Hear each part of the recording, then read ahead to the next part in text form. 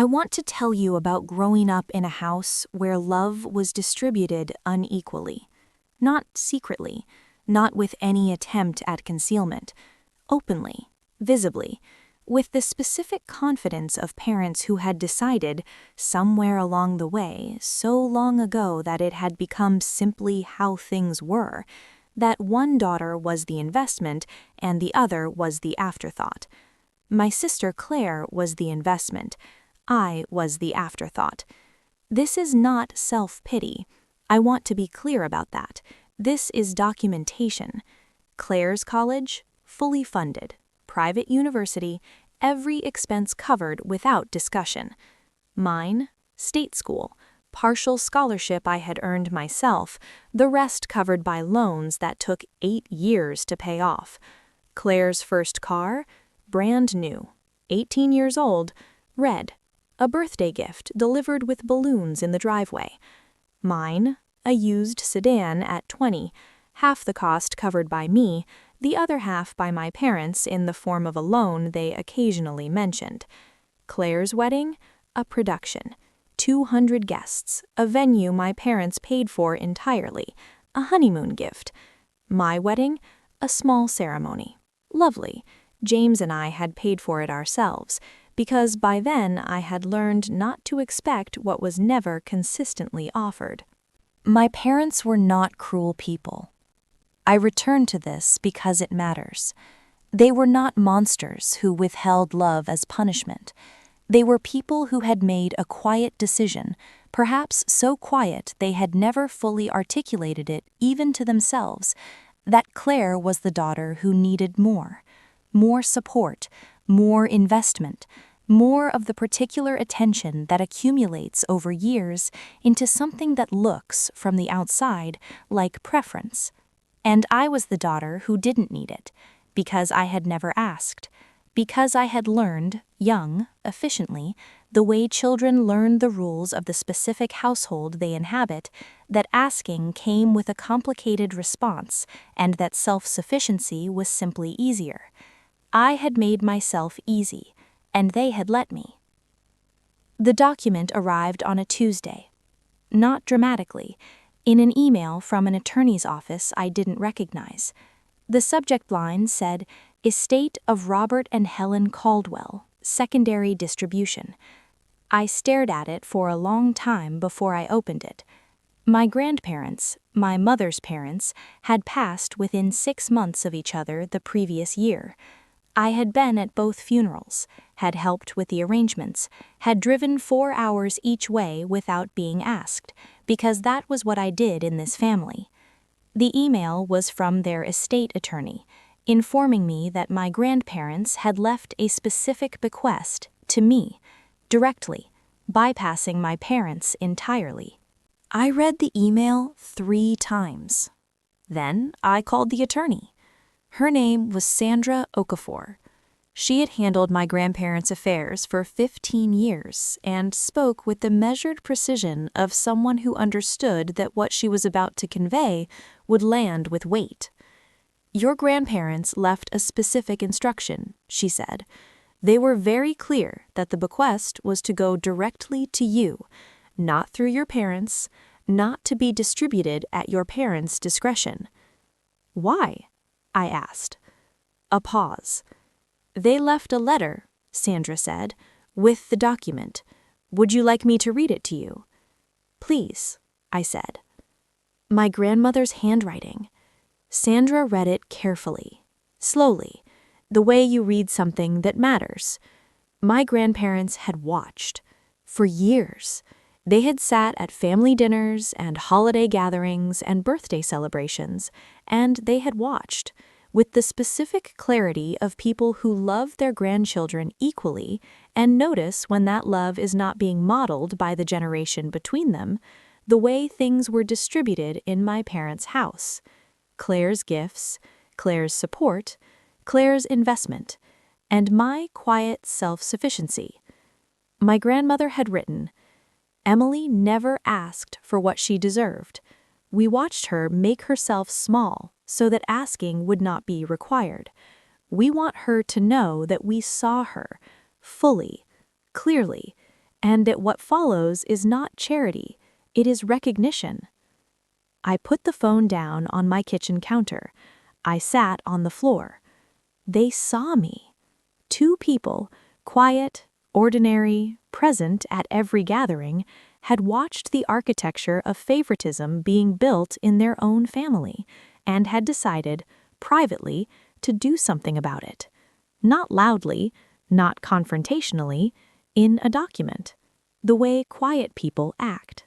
The bequest was substantial.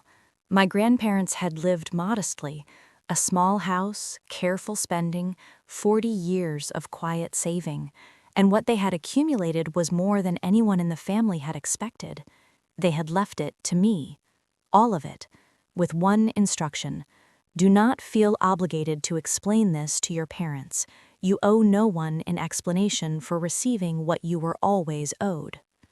I called my husband James that afternoon. He listened to everything. When I finished, he said, "Are you okay?" "I don't know," I said honestly. "What do you need?" "I need to decide," I said, "whether to tell my parents before they find out another way." "Do you want to?" I thought about the college loans, the used car, the wedding James and I had paid for ourselves. I thought about Claire's red car and 200-guest wedding, and the specific ease with which my parents had opened their hands for her and kept them careful around me. "I want them to understand something," I said.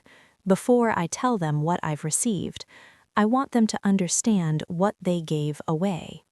I invited my parents to dinner. Not Claire, just my parents.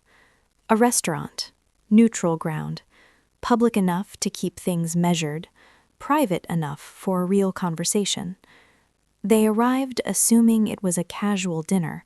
My mother ordered wine. My father studied the menu with the relaxed attention of a man who had nowhere to be.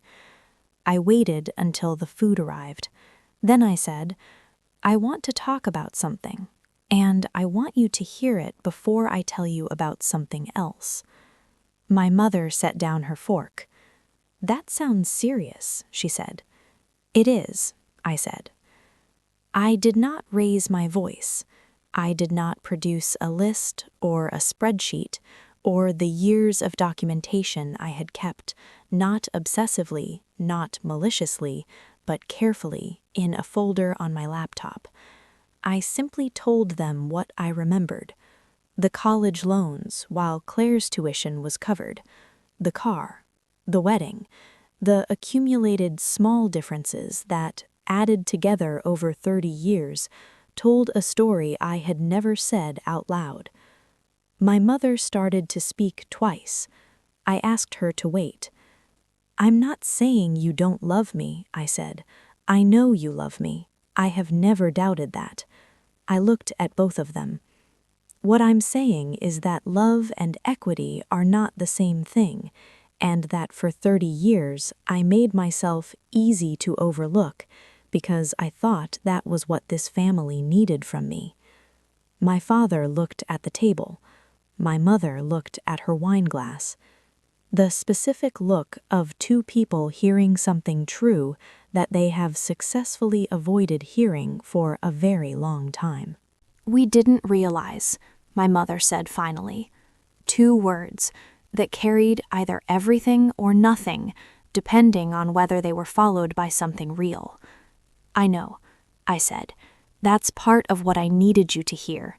You didn't realize, because I never asked, because asking felt impossible in a way I couldn't name when I was young, and could name very clearly by the time I was old enough to understand it." "Emily," my father started. "Let me finish," I said. "Then I have something else to tell you." They waited. "Grandma and Grandpa saw it," I said. "They watched for years, and they decided to do something about it." I placed Sandra's letter on the table between the dinner plates. My parents looked at it, then at me. "They left me everything," I said, directly, bypassing you, with a letter that explained why. My father read the letter first. He read it slowly. When he finished, he handed it to my mother without speaking. She read it. The restaurant continued around us. Other conversations, other dinners, other ordinary Tuesday evenings. And my parents sat across from me and read my grandmother's words about watching and seeing and recognizing. My mother cried first. Then my father. Not the performative crying of people managing a situation, the specific crying of people who have just understood something about themselves that they cannot unknow. "We failed you," my father said. Not, "we didn't mean to," not, "it wasn't intentional." "We failed you." 3 words, the most honest thing he had said to me in 30 years. We talked for 2 hours, not resolving everything. Some things don't resolve over dinner, but beginning. The conversation that should have happened years ago, starting finally over cold food and a grandmother's letter on a restaurant table on a Tuesday evening. My mother asked questions she had never asked before, about the loans, about the choices I had made not because I wanted to, but because I had learned that wanting came with conditions, about the version of myself I had built to fit into a family that had never quite made room for me the way it had made room for Claire. My father listened, carefully, completely, in the way that people listen when they understand that they are receiving information that cannot be received a second time. I told Claire the following week. She called me that evening. "I didn't know," she said. "I know," I said. "I should have noticed," she said. "Maybe," I said, "but it wasn't yours to fix." "What do you need from me now?" she asked. I thought about this. "Honesty," I said, "going forward. Just honesty." "I can do that," she said, and I believed her. My grandparents' bequest sits in an account I have named after them, not spent yet. Not because I'm afraid of it, because I am taking my time. For the first time in my life, taking my time. Not rushing, not compensating, not making myself easier to manage. Just deciding, carefully and without pressure, what I want. What I have always wanted but learned not to ask for. My grandmother wrote, "You owe no one an explanation for receiving what you were always owed." I have read that sentence more times than I can count, and every time I read it, I feel the specific release of a person putting down something they have been carrying so long they forgot it wasn't theirs.